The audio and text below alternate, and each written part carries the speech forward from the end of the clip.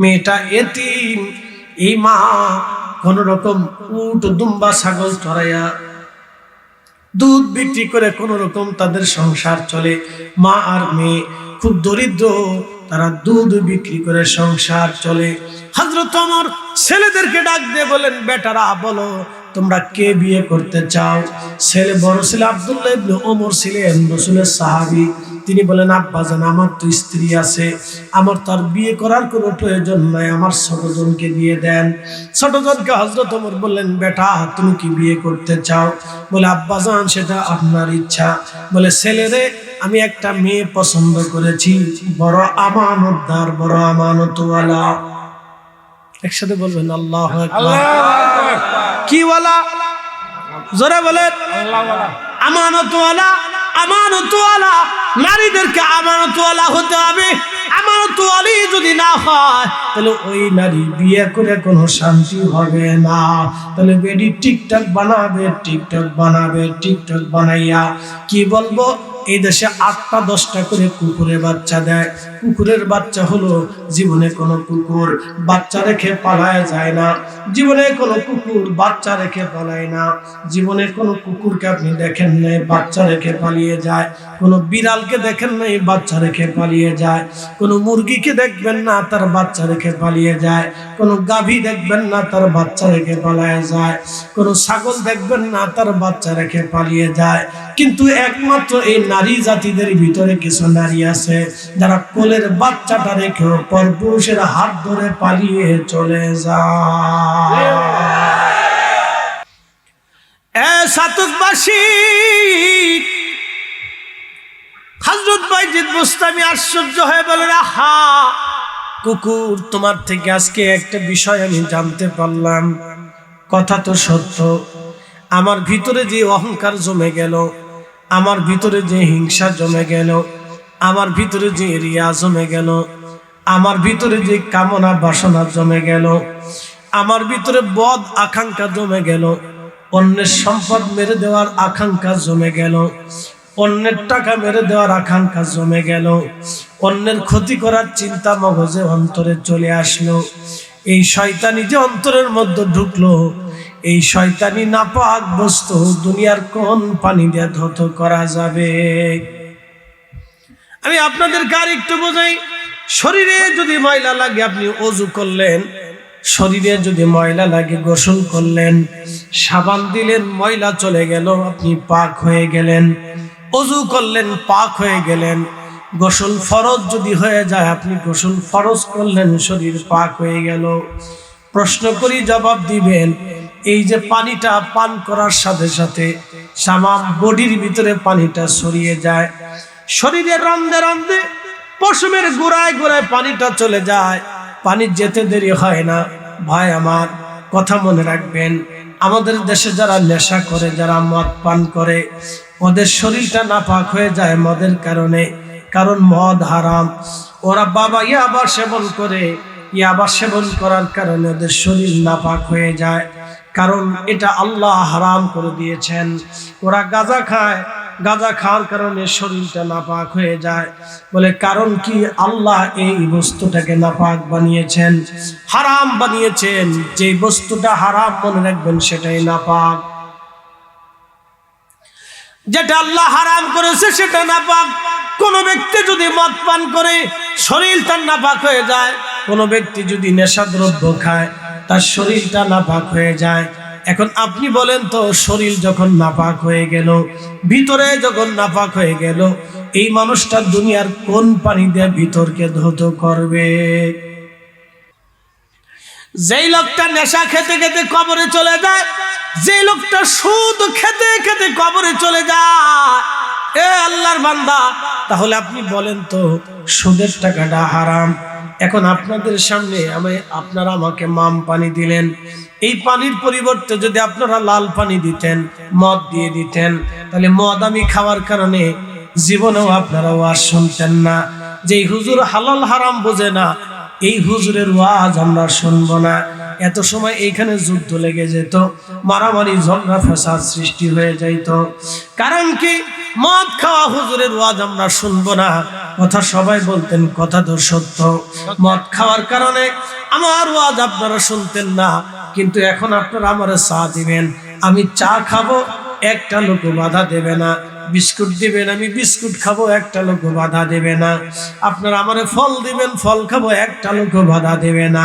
কিন্তু আপনাদেরকে প্রশ্ন যদি করি, জবাব দিবেন। শুয়োরের গোশত খাইয়া কেউ যদি ইফতার করে তাহলে বসবেন ওই রোজা হলো না। আপনারা যদি বলা হয় চেয়ারম্যান সাহেব যদি আপনাদেরকে দাওয়াত দেয় যে আপনারা আমার 3-3বার চেয়ারম্যান বানিয়েছেন, আমি জনপ্রতিনিধি, আমার বাড়িতে আপনাদের দাওয়াত। মাহে রমজানে হাজার হাজার রোজাদার চেয়ারম্যান সাহেবের বাড়িতে আসলো। চেয়ারম্যান সাহেব একটা শুয়োর জবাই করে সুন্দর করে ফ্রাই করে কালা ভুনা করে একবারে বিরিয়ানি রান্না করলো, বলেন কেউ খাবে?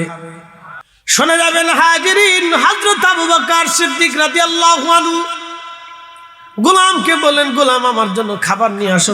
তখন তিনি খলিফাতুল মুসলিমিন। খাবার আনা হলো। আবু বকর সিদ্দিক প্রত্যেকদিন খোঁজ নেয়, কোথা থেকে আনছো, কেমনে আনছো, কিন্তু আজকে ক্ষুধার কারণে তিনি খোঁজ নিতে পারেন নাই। গোলামকে বললেন, গোলাম খাবার কোথা থেকে আনছো? বলে আমিরুল মুমিনিন এক গণকের কাছে পয়সা পাইতাম, ওই গণকের বাড়ি থেকে খাবার নিয়ে আসছি। হযরত ওমর আবু বকর সিদ্দিক গলার ভিতর আঙ্গুল ঢুকিয়ে দিলেন। গলার ভিতর আঙ্গুল ঢুকে দিয়ে বারবার বমি করার চেষ্টা করেন। হায় হায় গোলাম, করছিস কি? আমি আবু বকরের জিন্দেগি আজকে শেষ করে ফেলবি। করলি কি? এই খাবার আল্লাহ হারাম করে দিয়েছে, এই হারাম খাবার আমি আমারে কেন খাওয়াইলি তুই? কারণ গণকের বাড়ির খাবার হারাম, গণকের বাড়ির খাবার হারাম। প্রিয় নবী বলেছেন, আমার উম্মতরা গণকের বাড়ির খাবার হলো কুকুরের বিষ্ঠার মতো। প্রিয় উপস্থিতি হাজিরিন, ভাগ্য আমাদের হাতে নাই, ভাগ্য রবের হাতে। ভাগ্য যদি আমাদের হাতে থাকতো তাহলে মুরব্বী আজকে বুড়া বৃদ্ধ হতেন না, চুল পেকে যেত না, তাহলে কেউ ভিক্ষা করতো না, কেউ অসুস্থ হতো না, কেউ বুড়া হতো না। ভাগ্য আমাদের হাতে না, ভাগ্য আমার রবের হাতে। প্রিয় উপস্থিতি, ভালো করে শুনবেন। তাহলে আপনাদেরকে হালাল হারাম নিয়ে কিছু মূল্যবান তথ্য আপনাদের সামনে দিলাম। শরীর পাক, একসাথে বলেন কি পাক? শরীর পাক। শরীরের ভিতরে একটা গোশতের টুকরা আছে, এই গোশতের টুকরাটার নাম হচ্ছে কাল।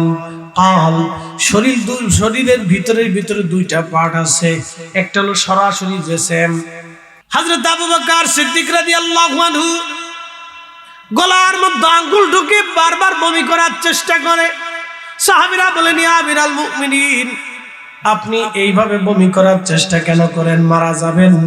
হযরত আবু বকর ডাক দেয়, সাহাবীরা রে, এই সময় যদি আমি মারা যাই তাহলে আমি আবু বকর বেঁচে গেলাম, আর যদি খাবার বের হয়ে যায় তাও আমি বেঁচে গেলাম। ওই খাবার আমার পেট থেকে হজম হওয়ার আগে অবশ্যই আমাকে খাবার বের করে ফেলতে হবে, নতুবা মারা যেতে হবে। কারণ ওই হারাম খাবার যদি আমার শরীরের সাথে একবার মিশে যায় তাহলে আমি আবু বকরের সারা জীবনের ইবাদত মিথ্যা হয়ে যাবে, আমার জীবন ধ্বংস হয়ে যাবে, আমার আখিরাত বরবাদ হয়ে যাবে। চিন্তা করেন, একজন সাহাবী আল্লাহকে কিভাবে ভয় করতেন এবং হালাল হারামকে তারা কিভাবে বেছে খুঁজে চলতেন। আল্লাহ ওইভাবে আমাদের হালাল হারাম বেছে খুঁজে চলার তৌফিক দান করুন। আওয়াজ তুলে জোরে বলেন আমিন। হালাল হারামের প্রশ্নই যদি আসে তাহলে সাহাবীদের দিকে তাকাতে হবে, শাহজালাল ইয়ামানী মুজাররিদের দিকে তাকাতে হবে। এই বাংলা তিনি দখল করেছিলেন, এই জমিনে তিনি ঘুমিয়ে আছেন। 360 জন আল্লাহর ওলি নিয়ে তিনি ঘুমানো, তিনি বাংলা দখল করলেন, কিন্তু মসনদ নিলেন না। মসনদ সেকেন্দারের হাতে ছেড়ে দিয়ে আল্লাহর ওলি 360 জনকে 360টা স্থানে পাঠিয়ে দিয়ে বললেন, যাও কালেমার দাওয়াত দাও। সেই সময় শাহজালাল ইয়ামানীর চেহারা দেখে কেউ কালেমা পড়ে নাই। সেই সময় তার আদর্শ এবং কামালিয়াত দেখে এ জমিনের লক্ষ লক্ষ বিধর্মীরা কালেমা পড়ে মুসলমান হয়েছিল। কথা বলেন ঠিক না ঠিক? সেই আদর্শের উত্তরসূরি আল্লামা সাহেব কেবলা ফুলতুলি, সে আদর্শের উত্তরসূরি এই জমিনের অসংখ্য ওলিরা। তার মানে বোঝা গেল আল্লাহর ওলিদের কাছে ইসলাম নিরাপদ।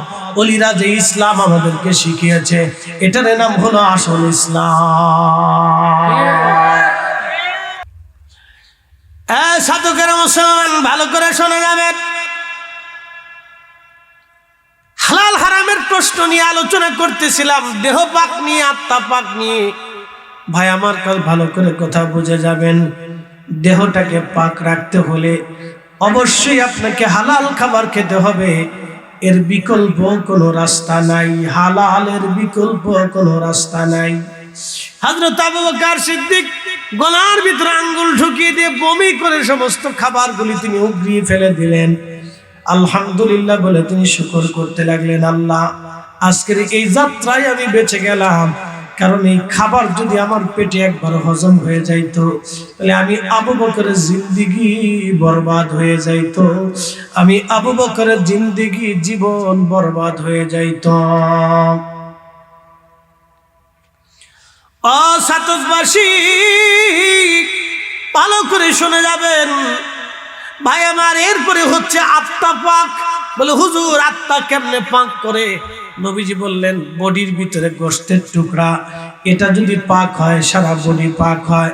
ওয়া ইজা ফাসাদাত ফাসাদাল জাসাদ, এটা নাপাক হলে, অসুস্থ হলে তামাম বডিটা অসুস্থ হয়ে যায়। আলা বহিয়াল কালব, সাবধান, এটা তোমাদের আত্মা। এই আত্মায় অহংকার রাখা যাবে না। শয়তান কিন্তু ভাই আমার 9 লক্ষ বছর আল্লাহকে সিজদা দিয়েছিল, 9টা লক্ষ বছর সিজদা দিল। প্রথম আসমানে 1 লক্ষ বছর, প্রমোশন হয়ে গেল দ্বিতীয় আসমানে আরো 1 লক্ষ বছর, তৃতীয় চতুর্থ পঞ্চম ষষ্ঠ সপ্তম আসমানে 1 লক্ষ লক্ষ বছর করে শয়তান ইবাদত করলো। দুনিয়ার জমিনে 1 লক্ষ বছর ইবাদত করলো। এরপরে আরো বোনাস, আরো 1 লক্ষ বছর ইবাদত করার পরে আল্লাহ তারে মুআল্লিমুল মালায়েকা বানিয়েলেন, তামাম ফেরেশতাদের চ্যান্সেলর আল্লাহ তাকে বানিয়ে দিলেন। তার ইবাদত এত সুন্দর ছিল, ওয়াজও এত চমৎকার ছিল। আল্লাহু আকবার। আরশে মুআল্লার নিচে, সিদরাতুল মুনতাহার নিচে আযাজিলের জন্য আল্লাহ সুন্দর একটা জমররাত মণিমুক্তা দিয়ে বিরাট বড় একটা স্টেজ বানিয়ে রেখেছিলেন। এত সুন্দর স্টেজে বসে শয়তান ওয়াজ করত। তার ওয়াজ কোটি কোটি ফেরেশতারা ওয়াজ শুনে শুনে চোখের পানি ফেলে ফেলে ফেরেশতারা কাঁদতো। এত মজার বক্তা ছিল আযাজিল, এত মজার বক্তা ছিল। বাপরে বাপ, তার কথা শোনার লিগা কোটি কোটি ফেরেশতারা তার সামনে এসে বসে থাকতো। সে জমররাতের মণিমুক্তার মঞ্চে বসে ওয়াজ করত। শুনে যান, শয়তান ওয়াজ করত। বিরাট বড় বক্তা ছিল, বিরাট বড় বক্তা ছিল শয়তান। এত সুন্দর ওয়াজ শুনিয়া কোটি কোটি ফেরেশতারা চোখের পানি ফেলে ফেলে কাঁদতো। আহা, শয়তান শুধুমাত্র একটা ভুল ছিল তার। আল্লাহ বলেন উসজুদু লি আদম, তোমরা সবাই আদমের দিকে সিজদা দাও। আল্লামা মোল্লা আলী কারী মাক্কি আল মাউরিদুর রাবি ফি মাউলিদিন নবী সাল্লাল্লাহু আলাইহি সাল্লাম কিতাবের মধ্যে শামসুদ্দিন সাখাবী রাহমাতুল্লাহ আলাইহি, ইমাম তাকিউদ্দিন সুবকি রাহমাতুল্লাহ আলাইহি উসজুদু লি আদমের ব্যাখ্যা করতে যায় তিনারা লেখেন উসজুদু লি আদম, আল্লাহ আদমের দিকে সিজদা বলেছিলেন, আদমকে সিজদা দিতে বলেন নাই। সিজদার মাসজুদ ছিল আল্লাহ, সিজদার মালিক ছিল আল্লাহ, আর আদম সফিউল্লাহ ছিল কেবলা। প্রিয় উপস্থিতি হাজিরিন, ভালো করে শুনে নেবেন। আদম সফিউল্লাহ হলো কেবলা, মাসজুদ হলো আল্লাহ। উসজুদু লি আদম, সমস্ত ফেরেশতাদেরকে আল্লাহ বললেন তোমরা সিজদা দাও আদমের দিকে। কিন্তু মোল্লা আলী কারী মাক্কি আর একটা হাকিকত লিখেছিলেন, আদম সফিউল্লাহর পবিত্র পেশানিতে তখন নূরে মুহাম্মাদি ছিল, নূরে মুহাম্মাদি। হাকিকতে তাজিম করার কথা ছিল নূরে মুহাম্মাদিকে, কিন্তু শয়তান জানতো না এখানে নূরে মুহাম্মাদি আছে। শয়তান যদি জানতো এখানে নূরে মুহাম্মাদি আছে, তাহলে ইমাম সুবকি লিখেছেন তাহলে সে সবার আগে সিজদা দিত। আল্লামা ইমাম নাসিরউদ্দিন দামেশকি রাহমাতুল্লাহ আলাইহি তার কবিতার ছন্দে লিখেছেন, শয়তান যদি জানতো নূরে মুহাম্মাদি আছে তাহলে সবার আগে শয়তান সিজদা দিত। কারণ শয়তানের ভেদ জানতো না, আর হাকিকত জানতো না যে আদম সফিউল্লাহর পেশানিতে নূরে মুহাম্মাদি আছে, নূরে মুহাম্মাদি আছে। এই জন্য যারা দুনিয়াতে রাসূল তাজিম করে না, নবীজির সাথে যার সম্পর্ক নাই, নবীর ইজ্জতের চাদর ধরে যারা টানাটানি করে, আল্লাহ রসুলের সম্মানটাকে যারা ছোটখাটো করে দেখে, নবীর শানকে যারা ছোট করে উপস্থাপন করে, রসুলের ইজ্জতের ব্যাপারে যারা অনীহা প্রকাশ করে, এরা হলো বর্তমান জমানার আজাজিল। খুব মনোযোগ দিবেন হাজিরিন। তার মানে শরীর পাক, ভিতরে আপনার অন্তর, আপনার কাল্ব, আপনার আত্মাকে পাক বানাতে হবে। এই জন্য আল্লাহ বাস করলেন, আইয়াতুহান নাফসুল মুতমাইন্না তুরজিই ইলা রাব্বিকি রাদিয়াতাম মারদিয়া। হে নফসে মুতমাইন্না, হে প্রশান্ত আত্মা, ইরজিই, আমার কাছে আসো। আত্মারে, তুমি কষ্ট করেছ কিন্তু হারাম খাও নাই। আত্মারে, আমার বিধানে তুমি আনুগত্য প্রকাশ করেছ, আমার রসুলের চরিত্রে তোমার জীবন রাঙ্গিয়েছ। ইরজিই, তুমি আমার কাছে চলে আসো, আমি তোমারে পাঠাইছিলাম, তুমি আমার পরীক্ষায় পাস। ইরজিই, তুমি আমার কাছে চলে আসো। ইলা রাব্বিকি রাদিয়াতাম মারদিয়া, আমার সন্তুষ্টি নিয়ে তুমি আমার কাছে চলে আসো। এজন্য দেখবেন ওলিদের ইন্তেকালের পরে আকাশ, বাতাস, জমিন এবং তামাম সৃষ্টিগুলি কাঁদতে থাকে। পশু পাখিরা কাঁদে, আকাশ কাঁদে, জমিন কাঁদে, সাগরের মাছ কাঁদে। এইভাবে সৃষ্টি কাঁদতে থাকে ওলিদের ইন্তেকালের পরে। আহা, যখন কোনো অলি কবরে চলে যায়, তখন আল্লাহর দুনিয়ার যত পশু পাখিরা আছে তারা কাঁদে, তারা আফসোস করে, হে রব, আমাদের ভিতর থেকে আপনি আপনার একজন প্রিয় অলিকে নিয়ে চলে গেলেন। আল্লাহ, আমরা অলি শূন্য হয়ে গেলাম। আল্লাহ, আপনার ইবাদত গুজারি বান্দা শূন্য হয়ে গেলাম। এই জন্য অলিরা চলে যাওয়ার পরে দুনিয়া কাঁদতে থাকে, দুনিয়া ডাকে বলে, রাব্বি, আমার ভূভাগ থেকে আপনি একজন আপনার বুজুর্গ নিয়ে চলে গেলেন, আপনি নিয়ে চলে গেলেন। পৃথিবী কাঁদতে থাকে, মাছেরা কাঁদতে থাকে, পশু পাখিরা কাঁদতে থাকে, আহা, গাছেরা কাঁদতে থাকে, এমনকি ফেরেশতারাও কাঁদতে থাকে। ফেরেশতারাও কাঁদতে থাকে। ভাই আমার, খুব মনোযোগ দিয়ে কথাগুলি শুনবেন। ও ভাই, ভালো করে শুনে যাবেন। এই জন্য আল্লাহ বলেন, হে প্রশান্ত আত্মা, তুমি আসো। আল্লাহ আত্মাকে নিয়ে চলে যাবে। এই জন্য আল্লাহ বলেন, ক্বাদ আফলাহা মান যাক্কাহা ওয়া ক্বাদ খাবা মান দাসসাহা। তুমি তোমার আত্মাটাকে যদি পাক বানাও, যদি পবিত্র রাখো, তাহলে তুমি কামিয়াব হলে। তোমার আত্মাটাকে যদি নাপাক বানাও, তাহলে তুমি ধ্বংস হয়ে গেলে। হুজুর, আত্মা পাক হয় কেমনে? আত্মা পাক বানাইতে হলে যে আত্মাটাকে দুনিয়াতে আল্লাহ পাঠাইলেন, আল্লাহর যত হুকুম আছে সেই হুকুম আপনাকে মেনে মেনে মেনে মেনে চলতে হবে। না মানলে পাক হওয়া যাবে না। নবীর জিন্দেগি আপনার গঠন করতে হবে, সুন্নতের রঙে নিজেকে রাঙিয়ে তুলতে হবে।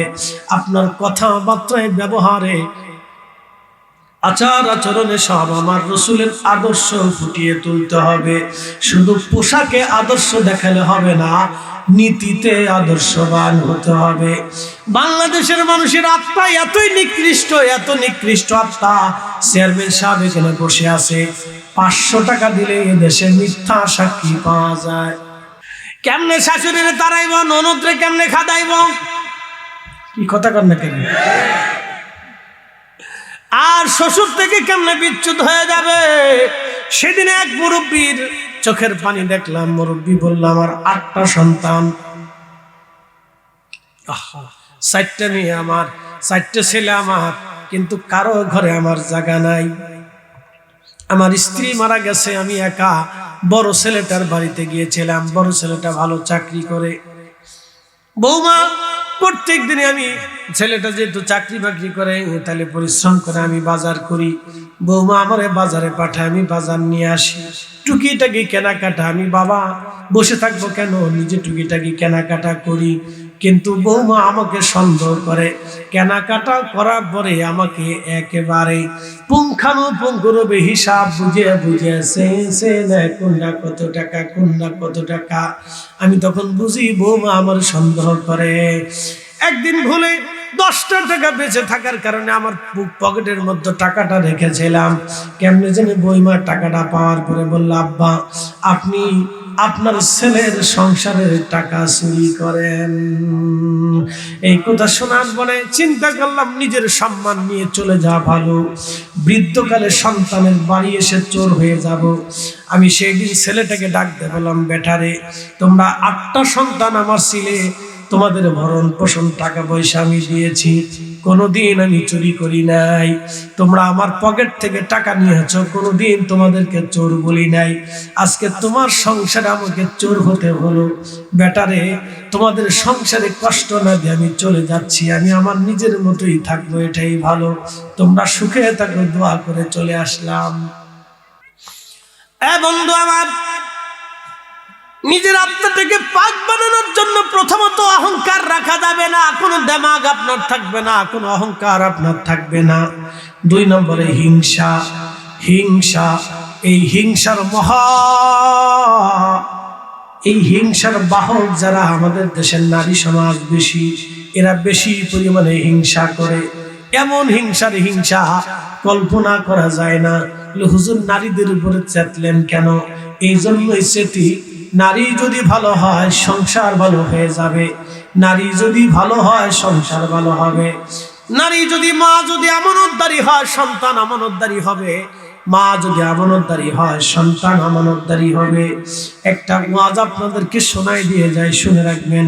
হযরত ওমর রাদিয়াল্লাহু আনহু কোন এক জায়গা তিনি চলে গেলেন, মরুভূমির মধ্যে তিনি যাচ্ছিলেন। যাওয়ার সময় দেখলেন মরুদ্যানে, মরুভূমির ভিতরে কিছু বাড়ি ঘর আছে। যারা মরুভূমির মধ্যে থাকে, আহা এই ছোট্ট তাঁবুর ভিতরে দেখলেন মিটমিট করে আলো জ্বলে। হযরত ওমর এবং গোলাম আসলাম 2 জন তাঁবুর পিছনে চুপচাপ দাঁড়িয়ে গেলেন। দাঁড়িয়ে তারা শুনতে লাগলেন, দেখি এরা কি করে, ব্যাপার কি। ভিতর থেকে এক মহিলা ডাক দিল, মা। মেয়েটা বলতেছে, ও মা, আজকে উটের দুধ কম হয়েছে, কালকে সকালবেলা পাওনাদার আসবে। মা, আমি দুধ কি করে পাওনাদারকে মিটাবো? মহিলা ডাক ডাকা, মারে তাহলে দুধের সাথে একটু পানি মিশিয়ে দাও। মেয়েটা ডাক দিয়ে বলল, মারে দুধের সাথে যদি পানি মিশাই মা, হযরত ওমরের গোয়েন্দা কালকে জানবে, মসজিদে নববীর সামনে আমাদের বিচার হবে। মা ডাক দেখা, মেয়েরে এত রাত্রে ওমরের গোয়েন্দা কোথা থেকে আসবে? আর এই মরুভূমির ভিতরে ওমরের গোয়েন্দা কোথা থেকে আসবে?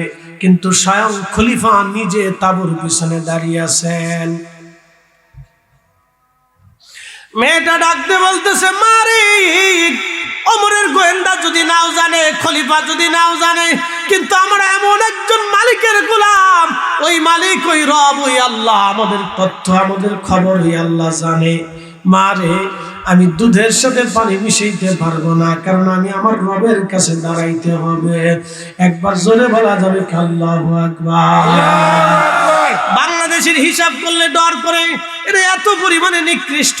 পেঁপের ভিতরে এরা ইনজেকশন মেরে দিয়ে তারপরে পেঁপেরে পাকায়, দেখবেন খুব চক চক চক চক চক চক করে, মনে হয় পেঁপেটা বেহেশত থেকে দুনিয়াতে আসছে। প্রিয় নবী বললেন, উম্মাত আমার তোমরা শুনে নাও, আল্লাহি লা ইউমিন, আল্লাহি লা ইউমিন, আল্লাহি লা ইউমিন। আল্লাহর কসম তোমরা ঈমানদার হবে না, আল্লাহর কসম তোমরা ঈমানদার হবে না, আল্লাহর কসম তোমরা ঈমানদার হবে না। মান কিলা ইয়া রাসূলুল্লাহ, হুজুর কে ঈমানদার হবে না? নবীজি বললেন, সাহাবীরা রে, যার দ্বারা প্রতিবেশীরা কষ্ট পায় সে ঈমানদার হবে না। যার দ্বারা প্রতিবেশীরা কষ্ট পায় সে ঈমানদার না, যার দ্বারা প্রতিবেশীরা অনিরাপদে থাকে সে ঈমানদার না। কিছু কিছু প্রতিবেশী আছে দেখবেন বিরাট বড় বেহায়া, ওর জায়গার রাস্তা দিয়ে হাঁটতে দিতে চায় না, 1 ইঞ্চি জায়গা ছাড়তে চায় না, একটু রাস্তা আধা হাত দিতে চায় না। কথা কন না কেন? মারাত্মক প্রতিবেশী, এরা খুব ভয়াবহ প্রতিবেশী। এদের কাছে কেউ নিরাপদ না, আপনার পরিবার নিরাপদ না, আপনি নিজে নিরাপদ না। সবসময় আপনাকে হিংসা করতে থাকে, ঝগড়া বাঁধাইতে থাকে। আল্লাহ রাসূল বলেন, সে ঈমানদার না, ঈমানদার না। 30 বছর নামাজ পড়লেও ঈমানদার না, হজ করে আসলে ইমানদার না, যাকাত দিলেও ইমানদার না, সারা বছর রোজা রাখলেও ইমানদার না, যার দ্বারা প্রতিবেশীরা কষ্ট পায় সেই ইমানদার না, প্রতিবেশীরা যার দ্বারা অনিরাপদ সেই ইমানদার না। এই জন্য আমাদের হিংসা মুক্ত দিল গঠন না করা পর্যন্ত আমাদের দিল পবিত্র হবে না। যেই দিলে অহংকার আছে, যেই দিলে হিংসা আছে, সেই দিলে অপবিত্র দিল। যেই দিলে অহংকার আছে, যেই দিলে হিংসা আছে, এই আত্মা অহংকারী আত্মা, এটা নাপাক আত্মা। যে আত্মার ভিতরে অহংকার আছে নাপাক আত্মা, যে আত্মার ভিতরে হিংসা আছে সেটা নাপাক আত্মা। নাপাক আত্মা, নাপাক আত্মা, এই আত্মা নাপাক। এই জন্য আল্লাহ বলেন ইরজিই, হে নফসে মুতমাইন্না, প্রশান্ত আত্মা তুমি আমার কাছে আসো। ইরজিই ইলা রাব্বিকি রাদিয়াতাম মারদিয়া, আমি আল্লাহর সন্তুষ্টির দিকে তুমি ফিরে চলে আসো। মা ডাক দিয়ে বলে মেরে দুধের সাথে পানি মিশাও।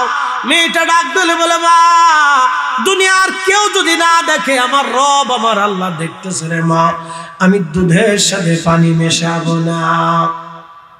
একসাথে জোরে বলবেন আল্লাহু আকবার। না না হয় না, আরো জোরে বলেন।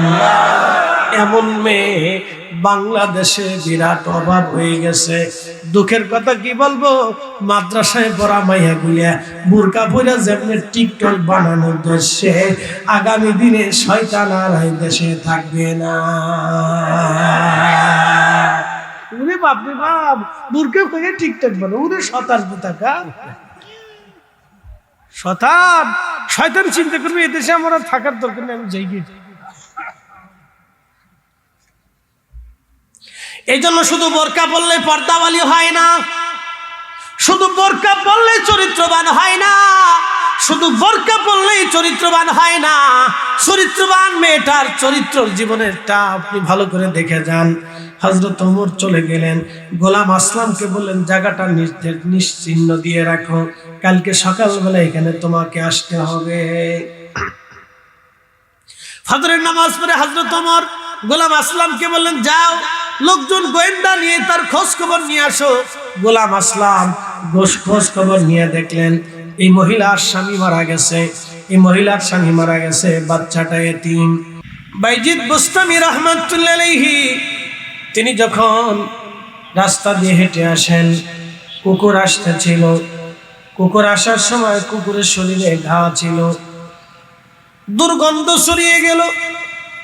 কুকুর দেখে হযরত বাইজিদ বুস্তামি রাহমাতুল্লাহ আলাইহি তিনার শরীরের যে জুব্বা ছিল, জুব্বার কাপড়খানা তিনি টেনে ধরলেন যাতে কুকুরের শরীরে তার কাপড় না লেগে যায়। আল্লাহর ওলি বাইজিদ যখন তিনি কাপড় টেনে ধরলেন, আল্লাহর ওলি বাইজিদ বুস্তামি রাহমাতুল্লাহ আলাইহির সামনে কুকুরের জবান খুলে গেল।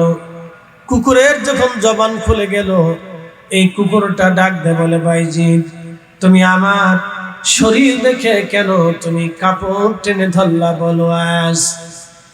বাইজিদ ডাক দিল, এরে কুকুর, তোমার শরীরের সাথে যদি আমার কাপড়ের ঘষা লাগে তাহলে আমার কাপড়টা নাপাক হয়ে যাবে, সেই জন্য আমি আমার কাপড়টাকে সেভ করলাম, আমি আমার কাপড়টাকে টেনে সংরক্ষণ করলাম।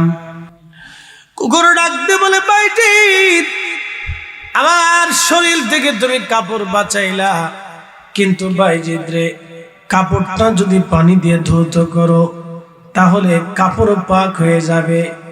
বাইজিদ কিন্তু আমার জবাব তো দাও, ও বাইজিদ তুমি আমার জবাব দাও।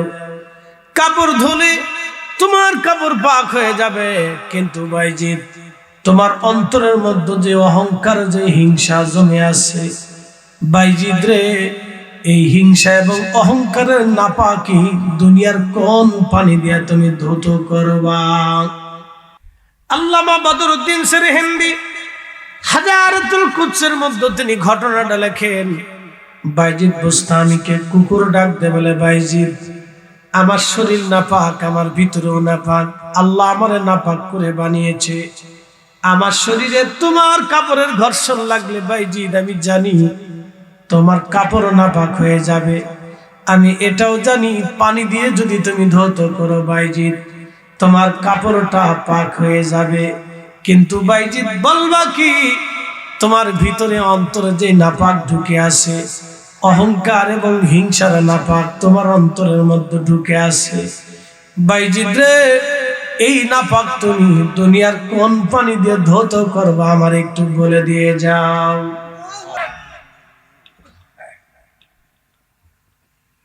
তাহলে আপনি বলেন ও মানুষ না মুসলমান?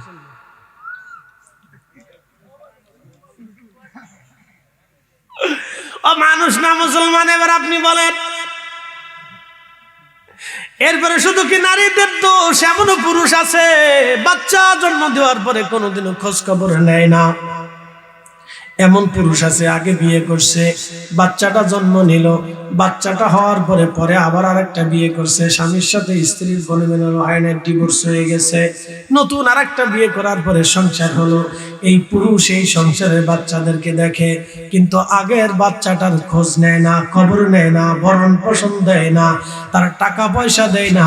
এই পুরুষটাও শুয়োর আর কুত্তার চাইতেও খারাপ। মানুষের কাতারেই মানুষ না মুসলমান? এবার আপনি চিন্তা করেন, এরকম সমাজে হতে হতে বাংলাদেশে 5 লক্ষ কত শিশু হয়ে গেছে। মা হয় ছেড়ে দিয়ে গেছে, না বাপ ছেড়ে দিয়ে গেছে, আর না মা বাপের সাথে ঝগড়া করে এই মহিলা ছেড়ে দিয়েছে, মহিলা অন্য কোথাও বিয়ে বসেছে, বাচ্চার অবস্থা খারাপ হয়ে গেছে। এই জন্য আপনাদের হাতে পায়ে ধরে বলতেছি, একটা অনুরোধ আপনাদেরকে রাখবো, কোন পুরুষ আর নারীর যদি ডিভোর্স হইতে যায়, তাহলে আর জীবনের শেষ চেষ্টা দিয়ে ডিভোর্সটাকে একবারে বন্ধ করে দেওয়ার জন্য, তালাক যাতে না হয় সেই জন্য চেষ্টা করবেন। কারণ ওই পুরুষ আর একটা স্ত্রী পাবে, ওই নারী আর একটা স্বামী পাইতে পারে, কিন্তু এই বাচ্চাগুলির সারাটা জীবন এই চেতনা নিয়ে, এই অসুস্থতা নিয়ে সে বড় হবে এবং জীবনের শেষ সময় পর্যন্ত বাচ্চাটা কষ্ট পাইতে থাকে। তার মগজ থেকে কষ্ট কোনোদিনই, ব্যথাটা দূর হয় না। সে জীবনে বাবার আদর পায় নাই, মায়ের আদর পায় নাই। যে সময় বাবার হাত ধরে চলার কথা ছিল সেই সময় বাবা তাকে খোঁজই নেয়নি। যে সময় মায়ের হাত দিয়ে চলার কথা ছিল সেই সময় সে পরের দোকানে কাজ করে ভাত খাইছে। বুঝতে পারছেন? এই জন্য আপনাদেরকে বুঝাচ্ছি, এগুলো ওয়াজ শুনে যাওয়ার দরকার, বুঝে যাওয়ার দরকার। আমরা মুসলমান তো হতেই হবে, আগে মানুষ হতে হবে, মানুষ। এই বাচ্চাটা সারা জীবন এই নেগেটিভ চিন্তা নিয়ে বড় হতে থাকে, জীবনের শেষ দিন পর্যন্ত, মৃত্যুর আগ পর্যন্ত সে আফসোস করতে থাকে, সে রবের দরবারে অভিযোগ পেশ করতে থাকে। বলেন এই পুরুষটা কোন জান্নাতে যাবে? আমার একটু বুঝান। তার জীবনের ইবাদত, কোন ইবাদত দিয়ে সে জান্নাতে যাইতে চায় যে এতটুকু একটা বাচ্চার হক সে রক্ষা করতে পারে না? সে 12 বছর পর্যন্ত একটা বাচ্চা সাবালেক না হওয়া পর্যন্ত তার দায়িত্ব সে নেই নাই। এই বাচ্চার হক কিয়ামতের ময়দানে রবের আদালতে ডাক দেবেন, রাব্বি আমি তো বুঝতাম না কিছু, আমার বাবা আমাকে জন্ম দিয়ে আমার কোনো অধিকার সে বাস্তবায়ন করে নাই। আল্লাহ, আমি দুঃখে দুঃখে সারা জীবন কাটিয়েছি, আমার হক মিটাই দিতে হবে। আপনি কিয়ামত পর্যন্ত যদি হায়াত পেয়ে কাবা শরীফে গিলাফ চড়ে যদি আপনাকে কবর দেওয়া হয়, কোরআন শরীফ দিয়েও যদি আপনাকে কবর দেওয়া হয়, কাবা শরীফের পাথর দিয়েও যদি আপনার কবর গেঁথে দেওয়া হয়, তো জান্নাত হবে না। মনে রাখবেন এই কথাটা, মনে রাখবেন। জন্য কোন নারী পুরুষের তালাক হইতে গেলে একবারে জীবনের শেষ চেষ্টা দিয়ে হলো মিটানোর চেষ্টা করবেন, মিলিয়ে দেওয়ার চেষ্টা করবেন। সাবধান, কখনো ডিভোর্সের কাতারে নিবেন না। আমরা দেশের কিছু বেডি আছে, স্বামী স্ত্রীর টুকটাক ঝগড়া তো হতেই পারে, শাশুড়ি আছে, মা আছে, এরকম চলে আয়, তোকে আর এক জায়গায় বিয়ে দিবি, জমিদারের মতো নিয়ে আর এক জায়গায় বিয়ে দিতে। শয়তান কোথাকার, শয়তানি লাভ দিয়ে কাহারে, খালা তোমারই তোমার দরকার, খালা তোমারই তো দরকার, তুমি কইছিলে তো দিয়ে, এগুলি করবে। টুকিটাকি মনোমালিন্য হলে মিলিয়ে দেওয়ার চেষ্টা করবে। আরে হযরত ফাতেমার সাথে হযরত আলীর মনোমালিন্য হয়েছে, এক জায়গায় থাকলে মনোমালিন্য হবে। হযরত ফাতেমার সাথে হযরত আলীর মনোমালিন্য হয়েছে, মন খারাপ করে হযরত আলী ঘর থেকে বেরিয়ে চলে আসছে, আইসে মসজিদে নববীর বারান্দায় মাটির ভিতরে শুয়ে রয়েছে। আল্লাহ রাসূল বলেছেন, উম্মত তোমাদের যদি বেশি রাগ হয় তো দাঁড়ার থেকে বসে যাও, যদি তারপরে রাগ না মিটে তাহলে মাটির মধ্যে শুয়ে পড়ো। মাটির সাথে শুয়ে পড়ার সাথে সাথে আপনার রাগ দেখবেন একবারে অটোমেটিক 1 মিনিটে মিশে যাবে। হযরত আলী মসজিদে নববীর বারান্দায় মাটির ভিতরে শুয়ে রয়েছে। আল্লাহ রসুল ফাতেমার ঘরে যায় বলেন, ফাতেমার আমার আলী কই? ইয়া রাসূলুল্লাহ, একটু ভুল হয়ে গেছে, মনোমালিন্য হয়েছে, মন খারাপ করে আপনার আলী চলে গেছে। নবীজি রাগাম দিতে বলেন, ফাতেমা করছো কি তুমি? আমার আলীর মনে কষ্ট দিয়ে ফেলছো। দেখেন সাইয়্যিদাতুন নিসাই আহলিল জান্নাহ ফাতেমা, সমস্ত জান্নাতের রমণীদের সর্দারিনী, তাকে রাসূল ধমক দিয়ে বলতেছে, ফাতেমা করছো কি তুমি? তুমি আমার আলীর মনে দুঃখ দিয়ে ফেলেছো। বলে, আব্বাজান এই মন খারাপ হয়েছে, ঝগড়া হয়ে গেছে, মনোমালিন্য হয়ে গেছে, চলে গেছে ঘর থেকে বের হয়ে। কোথায় গেছে আমি বলতে পারবো। আল্লাহ রাসূল খুঁজতে বেরোচ্ছে, শ্বশুর জামাইরে তালাশ করতেছে। এরকম জামাই হয় রাসূলের মতো জামাই হয়, এর শ্বশুর হয় তাহলে কাজ লাগে। শ্বশুর জামাইরে তালাশ করতেছে, কই গেল? খুঁজতে খুঁজতে খুঁজতে খুঁজতে এসে দেখে মসজিদ নববীর বারান্দা ছুঁয়ে দিচ্ছে। তখন আল্লাহর নবী মুস্কি হাসিতে বলেন, ইয়া আবা তোরা, এ মাটিওয়ালা উড়ো। একসাথে করেন মারহাবা। ইয়া আবা তোরা উঠো, রাগ করি উঠো। আচ্ছা গেল তো শ্বশুরে যখন হাত ধরছে তখন জামাই আর কি আছে তো উঠে বইছে। তখন হযরত আলী চিন্তা করে, আমার রাসূল আমারে নিজের মায়ের পক্ষ না নিয়ে আমার পক্ষ নিয়ে আমারে আইসে ডাইকে উঠে আদর করতেছে।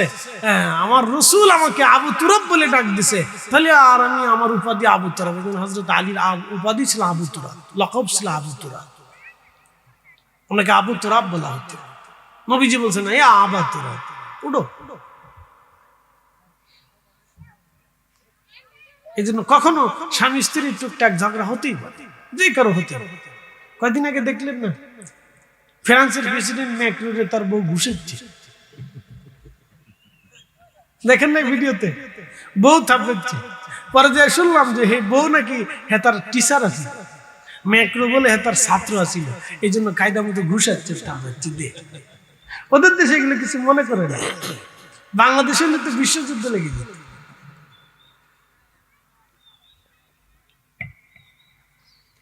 প্রিয় উপস্থিতি হাজিরিন, লম্বা বাড়াবো না, খুব মনোযোগের সাথে কথাগুলি শুনে যাবেন। হযরত আলী রাদিয়াল্লাহু তাআলা আনহু হযরত ওমর রাদিয়াল্লাহু তাআলা আনহু ছেলেকে বললেন, ছেলে আমি তোমাকে বিয়ে দিব। হযরত ওমর ছেলের সাথে মেয়ের বিয়ে দিয়ে দিলেন। বউ হিসেবে নিয়ে আসলেন একজন দুধ বিক্রি করনেওয়ালি। একবার জোরে বলবেন কি মারহাবা। আর আমরা খুঁজি টিকটক ওয়ালি। হ্যাঁ, কথা কর না কেন? আরে মুরব্বি দোয়া আছে, দোয়া করেন। কি তো দোয়া, বউ কথা শুনে না আমার ঘর থেকে বের করে দিবস। আপনি আনছেন তো দুষ্ট দিয়ে, এখন আপনি দোয়া চাইলে কি হবে? দুষ্ট আনছেন কেন? আইনে দেখার সময় আগে আনতে হবে আমানত ওয়ালি আছে কিনা, সুন্দর আমানতদার আছে কিনা, আমানত ওয়ালা দেখে আনতে হবে। হযরত ওমর রাদিয়াল্লাহু আনহু এই ঘরে একটা সন্তান হলো, মেয়ে হলো। সেই মেয়ের ঘরে আরেকটা সন্তান হলো, আল্লাহ সন্তান দিলেন। সেই সন্তানের নাম ওমর ইবনে আব্দুল আজিজ রাহিমাহুল্লাহ, যাকে মুসলমানদের দ্বিতীয় ওমর বলা হয়। এবার বুঝেন, রক্ত কথা বলে। কি কথা কেন? ঠিক আছে কিনা? সেই ঘরে হযরত আব্দুল্লাহ ইবনে ওমর ইবনে আব্দুল আজিজ রাহিমাহুল্লাহর জন্ম হয়েছে। আস্তে করলেন কেন? জোরে বলেন। কেউ খাবে? কেন খাবে না? হারাম।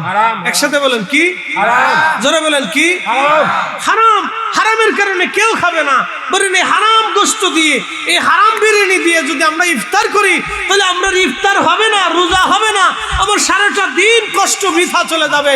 তাহলে আপনারাই বলেন, হারাম দিয়ে যদি ইফতার করলে, শুয়োরের গোশত দিয়ে বিরিয়ানি রান্না করে ইফতার করলে যদি রোজা না হয়ে থাকে, তাহলে সুদের টাকা আর ঘুষের টাকা দিয়া ওই টাকার গরুর গোশত কিনে বিরিয়ানি বানাইয়া রান্না করে খাবার, ওই খাবার বিরিয়ানি খেয়া রোজা ভাঙলেও রোজা হবে না। কথা ক্লিয়ার না ভেজাল আছে? একবার ক্লিয়ার। এই জন্য শরীর পাক থাকতে হবে। নামাজের একটা ফরজ শর্ত আছে, শরীর পাক। একসাথে বলেন কি পাক? জোরে বলেন, আর জোরে বলেন।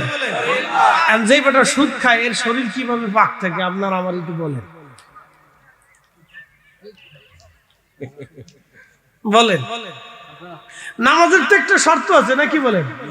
শরীর পাক, জায়গা পাক, জামা কাপড় পাক।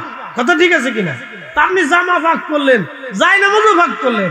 যেই লোকে ঘুষ খাইলো, সুদ খাইলো, অন্যের জমি মেরে দিছে, 30 বছর ধরে বনের জমি বুঝাই দেয় না, বনে আসে ভাই দিবি না, বনের সুন্দর করে মুরগি টুরগি মাছটা চাই না, এই আপনার কি বলে সুরমা নদীর থেকে সুন্দর করে একটা বোয়া লাই না, এরপরে বনের খুব সুন্দর করে বুঝায় খাওয়ায় দুইটা কাপড় কিনে দেখে তুই যা চলে পরে দেখতে না। বাপ মরে গেছে, মাও মরে গেছে, এখন বনে চিন্তা করে যে আমার ভাইয়ের বিরুদ্ধে যদি চেয়ারম্যান সাহেবের কাছে মামলা দেই, চেয়ারম্যান সাহেব সবের ডাক দিবে, জমি জমা নিয়ে সালিশ দরবার আসবে, আমার আর ভাই কোনোদিনও দরজা খুলবে না, আমার আর বাড়িতে জায়গা দেবে না। কথা ঠিক আছে না? বনে তো এক জায়গায় বাধা আছে, ভাই আমার আর কোনোদিনও দরজা খুলবে না। ভাইয়ের বউ যেটা আছে এটা তো আরো বড় দাজ্জা, উরে বাপরে বাপ, এটা সুপ্রিম পাওয়ারের কোনো শেষ নেই, এটা প্রেসিডেন্ট, বাপরে বাপ বিরাট বড় প্রেসিডেন্ট, সেটা আর ঘরের দরজা খুলতো না। আরে কি পরিস্থিতি আপনি চিন্তা করেন। বোন রক্তের সম্পর্ক, বোন জমির অধিকারী, বোন রক্তে রক্তে মিল, একই মায়ের পেটে একই বাবার নসলে, ঘরের ভিতরে বোনের জায়গা হয় না, বউয়ের পাওয়ার বেশি। বেটিরে তো আমার উপর খেপ পেয়ে যে এই হুজুরে দাওয়াত দিছে গেছে, বিরাট চেতা যে এই হুজুরে কি লেগে দাওয়াত দিলে, হুজুর এসে আমার বিরুদ্ধে মারতেছে। কিন্তু কথা তো সত্য, আপনি একটু দেখেন তো, সেটা আপনার নসল, আপনার বংশ, আপনার রক্ত, আপনি শরীর কাটে একই গোস্ত, একই রক্ত, একই জেসেন, একই দেহ, একই মায়ের পেট থেকে, একই বাবার নসল থেকে আসছেন, তো আজকে আপনার বাড়িতে তার জায়গা হচ্ছে না। এর চাইতে বড় জুলুম দুনিয়াতে আর কিছু আছে বলে আমার জানা নাই। এই কথা কেন জোরে বলেন, এটা অনেক বড় জুলুম, এটা অন্যায়, অনেক বড় অন্যায়। আল্লাহ রাসূল বলেছেন, উম্মত তোমরা যদি এই আত্মীয়তার সম্পর্ক নষ্ট করো, তোমরা যদি এই আত্মীয়তার সম্পর্ক নষ্ট করো, আল্লাহ ডাক দিয়ে বলেছে আমি আমার ওই বান্দার সাথে কোনো সম্পর্ক রাখি না, বেহেশত নসিব হবে না, কিয়ামত পর্যন্ত নামাজ পড়লেও জান্নাত নসিব হবে না। আপনি ঠিক বললেও ঠিক, না ঠিক বললেও ঠিক, 1450 বছর আগে আল্লাহ রাসূল যেটা বলছে ওটাই ঠিক। অনেকে বুঝে না, ফরেনিস। আচ্ছা ধরেন 30 বছর ধরে বনের জমিটা যে খাইলো, হালাল না হারাম? তাহলে ওই বেটার নামাজ কবে হইলো আমার একটু বুঝান। মানে শরীরটা কিভাবে পাক হইলো আমার একটু বুঝান তো, শরীর তো পাক থাকতে হবে। এখন আপনারা আমার দিচ্ছেন চা, যদি মদ দিতেন শরীর কি পাক থাকতো না নাপাক থাকতো?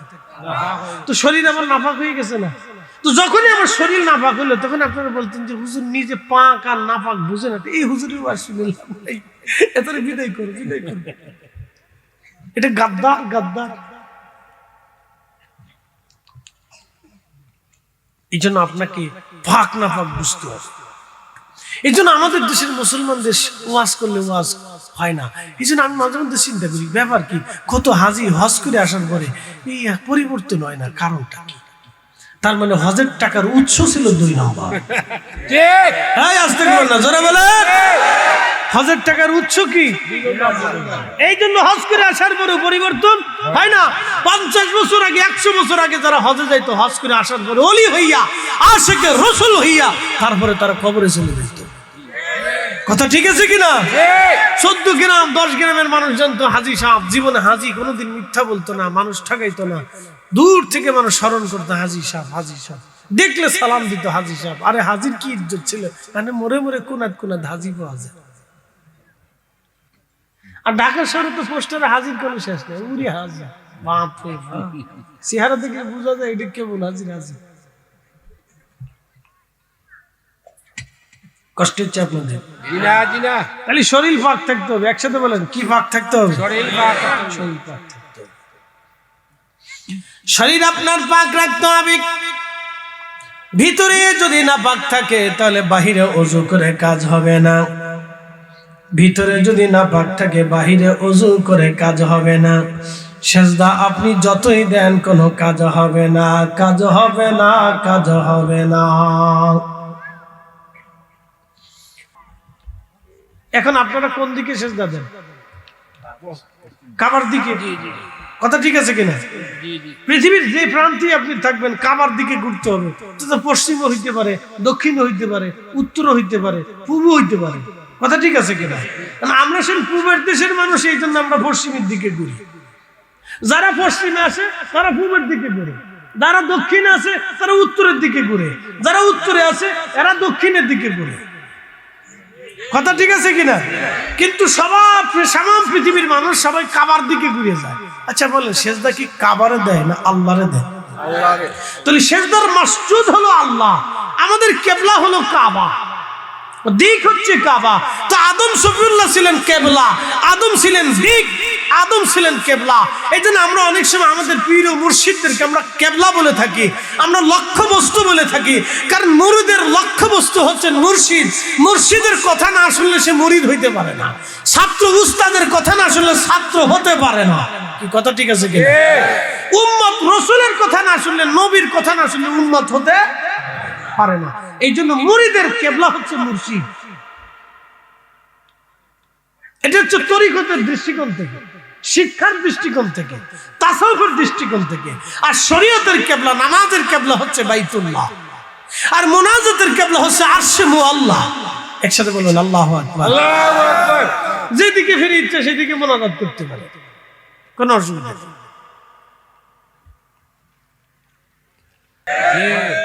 এটা বর্তমান জমানার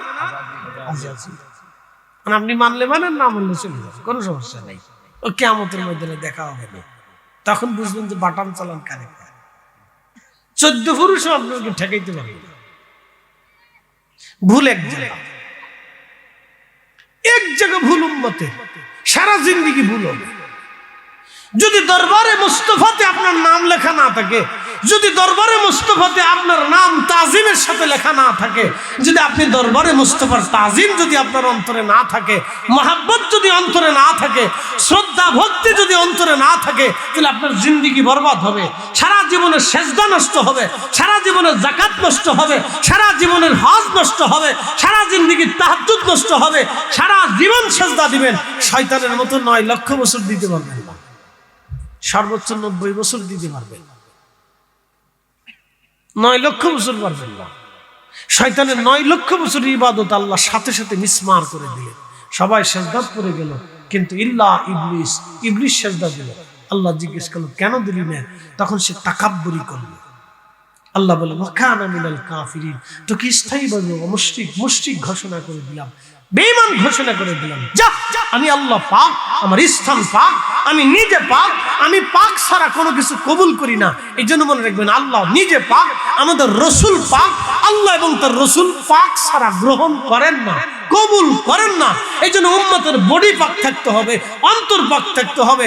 যখনই শয়তানের হিংসা আসলো, অহংকার আসলো, সে অহংকার করে বলল রাব্বি আদম থেকে আমি শ্রেষ্ঠ, তখন আল্লাহ পাক রাগান্বিত হলেন, এ শয়তান তুই তো জানিস না এই আদমের ভিতরে আমি নূরে মুহাম্মাদি রাখছি, এই আদমের ভিতরেই আমি আমার আখিরি নবী পাঠাবো, এই আদমের সুরতেই, আদমের বেশেই, মানুষের বেশেই, মানুষের খাসুসিয়াতে, আদমের নসলে আমি আমার আখিরি নবী পাঠাবো। তুই নিজেকে শ্রেষ্ঠত্ব দাবি করেছিস, জানিস না আমি এদের ভিতরে আমার রসুল পাঠাবো। শয়তান ওই দিন জানে না যে এদের ভিতরে আখিরি নবী আসবে। মানুষের কারণে নবীর দাম বাড়ে নাই, বরং রসুলের কারণে আদমের দাম বেড়েছে। কথা কন না কেন? ঠিক আছে, আল্লাহু আকবার, ইয়া রাসূলুল্লাহ। মাকাল ফল দেখছেন না আপনারা? মাকাল ফল চিনেন? জীবনে দেখেন না? বাহিরে খুব চকচক চকচক করে সুন্দর দেখা যায়, ভিতরে কিন্তু বিড়ালের বাথরুমের মতো। এটা আপনাদের সিলেটে কি বলে? আওয়ালুলি, খাওয়ালুলি। মাশাআল্লাহ, কি তা না, আমার সুন্দর একটা ভাষা শিখলাম, খাওয়ালুলি। খাওয়ালুলি কয় সিলেটে, খাওয়ালুলি। আমরা এলাকাকে মাখাল ফল, মাখাল, খাওয়ালুলি কাকের খাদ্য, খাওয়ালুলি কিন্তু মাকাল ফল। মাকালের ফল দেখতে ভালো, উপরে লাল নীল ভিতরে কালো। মাকালের ফল দেখতে ভালো, উপরে লাল নীল ভিতরে কালো। ওরে সারা জীবন এমনি গেল দয়াল, সারা জীবন এমনি গেল, খাইতে আমরা পারলাম না। যার ভিতরে নাই রসুলের প্রেম, তার সাথে ভাব রাইখো না। ঠিক কিনা? যার ভিতরে নাই রসুলের প্রেম তার সাথে ভাব রাইখো না। সাতজবাসী ভালো করে শুনে যাবেন। সাইরসিরাবাসী, সাইরসিরা নাম হলো কি? সিরা অর্থ কি? Side Syria. আচ্ছা যাও, মানে বিভিন্ন সংস্কৃতি থেকে বাংলাদেশে অনেক নাম আসছে। আমি এক জায়গায় গেছি, আর এক কথা নাম বলবো, নাম শুনলে আপনার গা অস্থির হয়ে যাবে। কি নাম? এলাকার নাম, বাজারের নাম গুতাম। আমি হাসবো না কানবো সহ্য পেয়ে আপনার কি গুতা মারে? না মারি। গুতা মারি কেন? হুজুর আগে রাখছিল কানে। ঠিক আছে,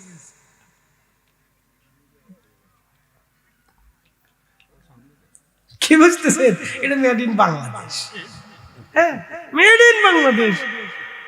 ওটা শুয়োর আর কুত্তার চাইতেও নিকৃষ্ট। ও মানুষের জাতি হতে পারে না, কথা কর না। এদেরকে দেখলে কুত্তা পর্যন্ত ডরায় যে ওরা মানুষ হচ্ছে কেন। শুয়োর এদের দিকে তাকালে ডর করে, যে শুয়োর চিন্তা করে আল্লাহ আমার নাপাক বানাইছে, কিন্তু ওদের মতো নাপাক আমি না। কুত্তা এদের দিকে তাকায় চিন্তা করে আল্লাহ আমার কুকুর বানিয়েছে, আমার ভিতরে বাইরে আল্লাহ নাপাক করে বানাইছে, কিন্তু ওদের মতো এত বড় নাপাক আমি না। ভাবলে ঘাসি উঠবে, কল্পনা করা যায়, ভাবা যায় কতটা নিকৃষ্ট অসুস্থ মনের অধিকারী হলে একটা বৃদ্ধ মানুষকে 10টা টাকার জন্য চোর সাব্যস্ত করা যায়। আর সন্তানের সমস্ত টাকা যদি বাপ নিয়ে যায়, তারপর সন্তানের অধিকার নাই বাপকে প্রশ্নবিদ্ধ করা। মা যদি সন্তানের সব টাকাও নিয়ে চলে যাও, তো সন্তান প্রশ্ন করতে পারবে মা নিয়ে গেছে, কোনো বক্তব্য নেই এখানে। মার অধিকার আছে, মা নিয়ে গেছে। আমি মা থেকে এসেছি, মা আমার থেকে আছে না। আমার মা আমাকে জন্ম দিয়েছে, মা আমাকে বড় করেছে। একদিন মা সারা রাত না ঘুমিয়ে আমাকে কাটিয়েছে, সেই রাতের সমস্ত সম্পদ দিয়ে তো মার ঋণ শোধ করা যাবে না। কি কথা ঠিক আছে? বাপ জন্ম দিয়েছে, আমাকে ছোট্ট থেকে তিলে তিলে বড় করেছে, এর ঋণ যদি আমার সমস্ত সম্পদ আর রক্ত আর আমার গায়ের চামড়া কেটেও যদি পায়ের জুতা বানাই দেয়, তাও ঋণ শোধ হবে। 10 টাকা, চিন্তা করেন কত বড় নিকৃষ্ট জীব। শুয়োর আর কুত্তার চাইতেও নিকৃষ্ট, যারা মুরব্বি 10-20 টাকার জন্য এইভাবে সাব্যস্ত করে ঘর থেকে বের করে দেয়। এই জাতি কবে উন্নত হবে বলেন? জাতির কোন চরিত্র আমি বুঝিস দিলে মাঝে মধ্যে ডর করে। 500 টাকার জন্য মানুষ খুন করে ফেলে। একটা মোবাইলের জন্য একটা মানুষের পেটের মধ্যে ছুরি চালায়। কি এক নিকৃষ্ট! এরা আফ্রিকার থেকে নিকৃষ্ট হয়ে যেতেছে। প্রিয় উপস্থিতি হাজিরিন, ভালো করে শোনা যাবেন। শুনতে আপনাদের কষ্ট হবে, খারাপ লাগবে, কিন্তু কিছু করার নাই। বাস্তবতা থেকে শুনে যান। আপনি আজ আমাদের আত্মাটাকে পবিত্র করা লাগবে, এই দিলটাকে পবিত্র করা লাগবে। আমাদের পরিবর্তন আমাদের দরকার। আমরা মানুষ হতে হবে, মানুষ। আমি নবী না মানিলাম, কি যে ভুল করিলাম। নবী না মানিলাম, কি যে ভুল করিলাম। ভস্মে ঢালিলাম ঘি, মানুষ হইয়া ভবেতে আসিয়া মানুষের করিলাম কি। মানুষ হইয়া ভবেতে আসিয়া মানুষের করিলাম কি। বুঝবেন এটার ভিতরে ভেজাল। হ্যাঁ, কথা কান নাই, জোরে বলেন। দেখবেন তরমুজ বিরাট বড় লাল, চকচক চকচক করে উড়ে, লালের লাল। বাপরে বাপ, মনে হয় জান্নাত থেকে আল্লাহ পাঠাইছে। বুঝবেন এটার ভিতরে ইনজেকশন মারছে ভালো করে। কলা দেখলে মনে হবে বাপরে বাপ, আল্লাহ বেহেশত থেকে ফানা ফানা কলা পাঠাইছে, এত সুন্দর চক চক চক চক করে। আর বাঙালিদের একটা বদ অভ্যাস আছে, এরা চক চক না করলে কেনে না। কথা খারাপ কইছি? একজন সাধু ব্যবসায়ী কলা আনবে, কোনো ওষুধ দিবে না। দেখবেন তার কলার গায়ে দাগ টাগ থাকবে, আধা পাকা আধা পাকা, আধা কাঁচা আধা পাকা থাকবে। বাঙালিও দামও জিজ্ঞেস করবে। তোমার যে কলা চেহারাটা দিয়ে তো দাও বলে চলে। আরেকটা যা দেখবে শক করতেছে, ভাই কলা কত? 40 টাকা হালি। কলার ডিজাইন তো ভালোই দেখা যেতেছে। আচ্ছা দেখ কলা ভালোই, কিন্তু বেটা যে অরিজিনালটা আছে ফরমালিন ছাড়া, ওটা খালি ক্যান্সার হবে না, লিভার হবে না, কিডনি ফসবে না। এদেশের 3.5 কোটি মানুষ কিডনি রোগের সাথে আক্রান্ত, এদেশের 18 কোটির 10 কোটি মানুষ ডায়াবেটিসের সাথে আক্রান্ত, শুধু ভেজাল খাবার খাওয়ার কারণে। আপনি আমরা এই 10 জন মানুষকে নিয়ে দাঁড়া করাবেন, আর সৌদি আরবের 2 জন মানুষ নিয়ে দাঁড়া করাবেন, দেখবেন রাত আর দিন তো হাত। কারণ ওরা একবার যা খাবে কোনো ভেজাল নাই। ওদের দেশে ভেজাল দেওয়ার সাথে সাথে হাত কেটে দিবে, কোম্পানির গোষ্ঠী শুদ্ধে বাতিল করে দিবে, চিরদিন ওই কোম্পানি ওই দেশের ব্যবসা করতে পারবে না। আর আমরা বাংলাদেশে আজকে ভেজাল দিলে একটু জরিমানা করে দিয়ে চলে আসে, আবার 3 দিন পরে আবার ভেজাল মিক্সার করতে থাকে। আমাদের বাংলাদেশের উচিত ছিল যারা ভেজাল খাওয়াবে ভেজাল দিবে ওরা ধরে নিয়ে একবারে যাবজ্জীবন জেল দিতে হবে, এবং ওর কোম্পানি চিরতরে একবারে ব্যান করে দিতে হবে, এবং বিক্রি করে গরিব মানুষের মধ্যে বন্টন করে দিতে হবে। তাহলে সোজা হইতো না, তো সোজা হবে না জাতি, না তো সোজা হবে। ওরা ধরে নিয়ে যাবজ্জীবন জেল দিতে হবে। বলে হুজুর যাবজ্জীবন জেল কেন দিবে? আমি আপনাদেরকে বলি, আমাদের দেশে ডাকাতি হয় না? জি জি হয় কি না? তো ডাকাতরা ধরে ছুরি টুরি দিয়ে এই আপনার সামনে অস্ত্র শস্ত্র ধরে যা আছে সব দিয়ে দেয়, তার কি করবেন? বিপদ না? তাই আপনি সবকিছু যদি দিয়ে টিয়ে দেন, ভাই সবকিছু নিয়ে যা, যা যা আছে নিয়ে যা, তোরা কিন্তু আমার গায়ে হাত দিস না, ক্ষতি টুতি করিস না, তোরা নিয়ে চলে যা। তো ওরা নিয়ে টিয়ে চলে যাবে, পালা টালে চলে যাবে, আপনি কিছু কবে টবে না, তো ধাক্কা টাক্কা গুতা টুতা দিয়ে একটা দিতে পারে। হ্যাঁ, আমার জীবনে একবার ধরছিল, এরপরে আর আমার পাইছে না লাগালে না। আল্লাহ বিরাট বড়। এই যে 14 বছর ধরে আমি গাড়ি চালাই, আমার জীবনে লাগালে পাইছি না। আমার 1 মিনিট আগে হয়েছে, না 2 মিনিট পরে হয়েছে। একবার মহেশখালীতে লাগাল পাইতে গেছিল, কিন্তু 1 মিনিটের জন্য পারেনি, আমার কলিজার ভিতরে কামড় দিচ্ছে। হ্যাঁ, লাগাল রাখাতে যখন লাগাল দিবে তো কলিজার ভিতরে কামড়। ড্রাইভারের 120-এ চালায়। আজকে অবস্থা কিন্তু একটু খারাপ লাগতেছে, আমার কিন্তু ভালো লাগতেছে না গাড়ি চালা, আমার কলিজার ভিতরে ধাক্কা দিচ্ছে।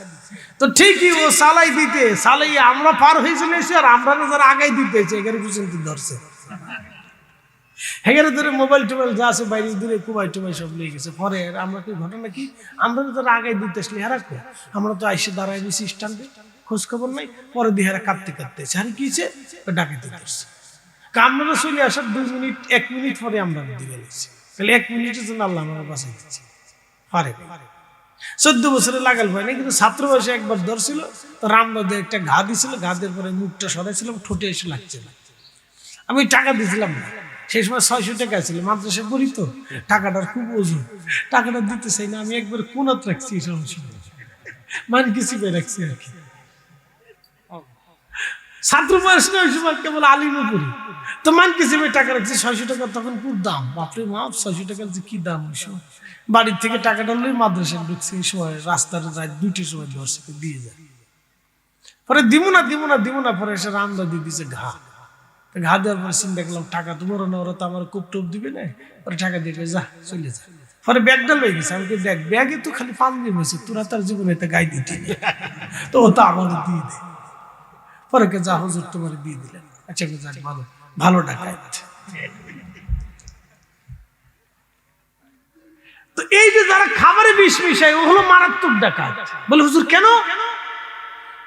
ওরে খাবারে বিষ মিশিয়ে, ফরমালিন মিশিয়ে, কেমিক্যাল মিশিয়ে আপনার বাচ্চারে হসপিটালে ঢুকাইছে, আমার কিডনি রোগ পচাইছে, আমার লিভার পচাইছে, আমরা ক্যান্সারই বানাইছে, আমরা ডায়াবেটিস বানাইছে, আমরা হাই প্রেশার বানাইছে, আমাদের তিলে তিলে ওরা ডাক্তারের কাছে নিয়ে আমরা ধ্বংস করতেছে, মারতেছে। তার মানে ওরা ডাকাতের ঘরের ডাকাত, ওদেরকে ধরে ধরে নিয়ে যাবজ্জীবন জেল দেওয়ার দরকার, নাহলে ফাঁসিতে ঝুলানোর দরকার। কথা বল না কেন? কিন্তু কে ঝুলাবে? কারো কড়া ভাবে এটা পৃথিবীর উন্নত কোনো দেশে কোনো ভেজাল নাই। আরে আপনি খাবেন, খাওয়ার পরে মনে হবে যে আপনি স্বর্গের খাবার খাচ্ছেন, কোনো ঝামেলা নাই, কোনো ফেরা নাই, কোনো কেমিক্যাল নেই, কোনো কিচ্ছু নেই। ফল যেটা খাবেন টাটকা জিনিস। শুধু বাংলাদেশে আসলে ডর করে যে কলা ধরলেই যে বিষ, পেঁপে ধরলে বিষ, আপেল ধরলে বিষ, হেতা ধরলে বিষ। আমরা দেশে একটা মালটা মনে হচ্ছে 3 মাসেও নষ্ট হয় না। তো কি পরিমাণে ফরমালিন মিক্সার করলে যে 3 মাসে একটা মালটা নষ্ট হয় না, আপনি বুঝেন কি দেশ, আন্তর্জাতিক খ্যাতি সম্পন্ন দেশ। হ্যাঁ, এই দেশের নাম শুনলে অন্য দেশের লোকেরা আমরা ফাস্টফুড দেখলে ডরায়, চিন্তা করি তা এমন এক দেশে পাইছি এটা ঢুকতে দিয়ে মুখে না দিয়ে পর্যবেক্ষণ করে। যাই হোক, আমরা খুব কষ্টের ভিতরে, আল্লাহ আমরা পরিবর্তন করুক। সকলে দোয়া করে বলে না আমিন। এইভাবে যদি চলে তাহলে আগামী দিনের মানুষ অসুস্থ হয়ে পড়ে, বহু লোক ক্যান্সার আক্রান্ত হবে। সেদিন এক ভদ্রলোকের মাদ্রাসায় গেলাম, ছোট্ট বাচ্চাটা নিয়ে আসছে, কেবল 7 বছর বয়স। হুজুর একটু দোয়া করে দেন, ও ব্লাড ক্যান্সার, প্রায় সময় রক্ত চেঞ্জ করা লাগে, রক্ত দেওয়া লাগে। আহা, দেখার পরে খুব খারাপ লাগলো, এতটুকু একটা বাচ্চা ব্লাড ক্যান্সার হয়ে গেল। শুধু ভেজালে ভেজালে ভেজালে ভেজালে দেশটা সয়লাব হয়ে গেছে। এই জন্য আমাদেরকে মানুষ হইতে হবে, মানুষ হইতে হবে, আমরা মুসলমান হইতে হবে। আল্লাহ আমরা মুসলমান হওয়ার তৌফিক নসিব করুন, জোরে বলে না আমিন।